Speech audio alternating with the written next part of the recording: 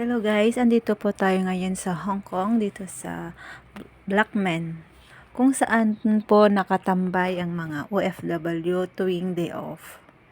Dito po sila tumatambay, gawa ng wala po silang sariling kwarto o tulugan. Dito po natambay kahit maulan, minsan siksikan po dito sa cottage. Ayan, mga OFW na katulad ko, dito siya natambay at nag-aantay ng oras sa kanilang curfew. Yan, gagala po tayo dito sa Central, dito sa Blackman, kung saan mga tambayan, mga Pilipino at Pilipina. Dito sa Blackman, sa Chattered, tinatawag po dito na Divisoria ng mga Pilipino dito sa Hong Kong. Kasi dito po yung sari-sari po na bibili ng mga mura kumpara sa shop.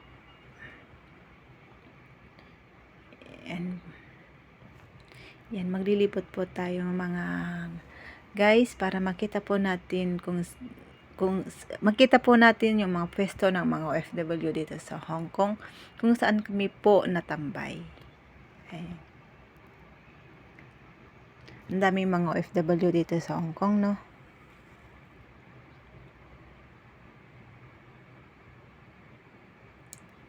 Ayan. Lahat po yan, syempre may kanya-kanya po tayong style. Dinadaan lang na lang po natin yung oras natin o off day, yung picture.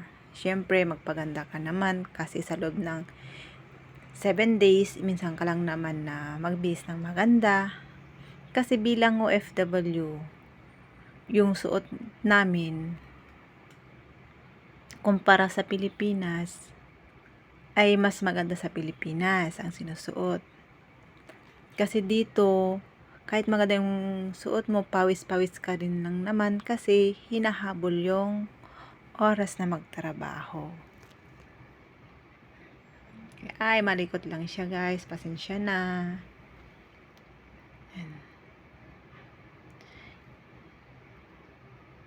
Yan, lalakad po tayo mga guys para makita natin yung mga kapwa na natin na OFW dito sa Hong Kong.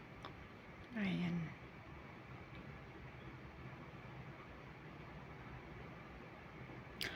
Tinatawag po dito na Blackman.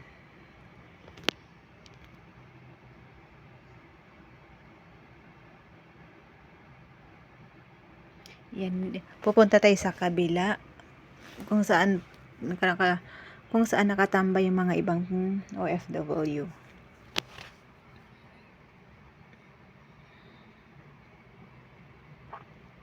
Maulan.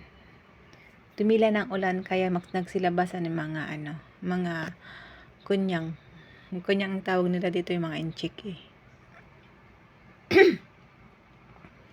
Yan, punta tayo po sa kabila para tignan po natin yung iba pang OFW kung saan natambay dito sa Hong Kong.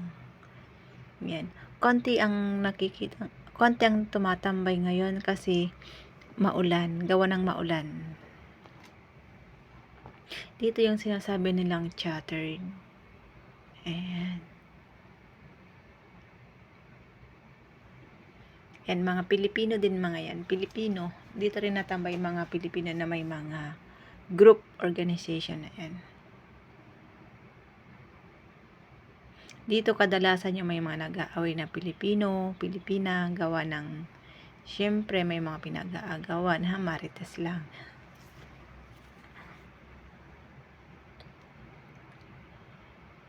Malinis ngayon gawa ng maulan.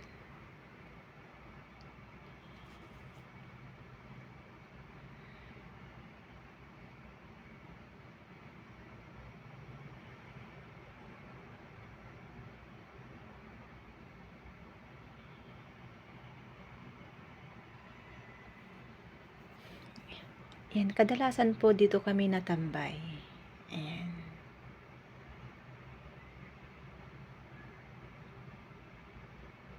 Dito sa pinaka-charter dyan. Dito sa tulay, puno yan ng mga OFW. Siyempre pag ngayon maulan, diyan sila nasilong.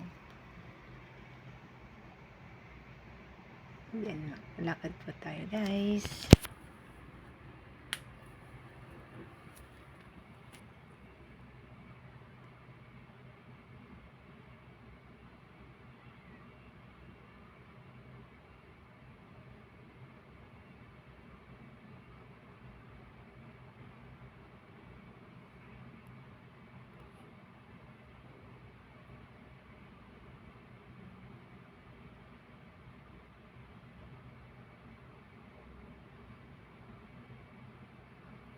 Yan.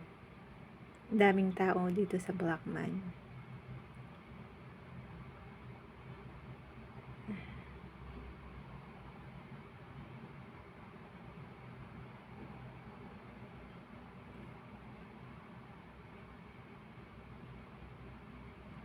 Ayan, papasok na po tayo sa MTR.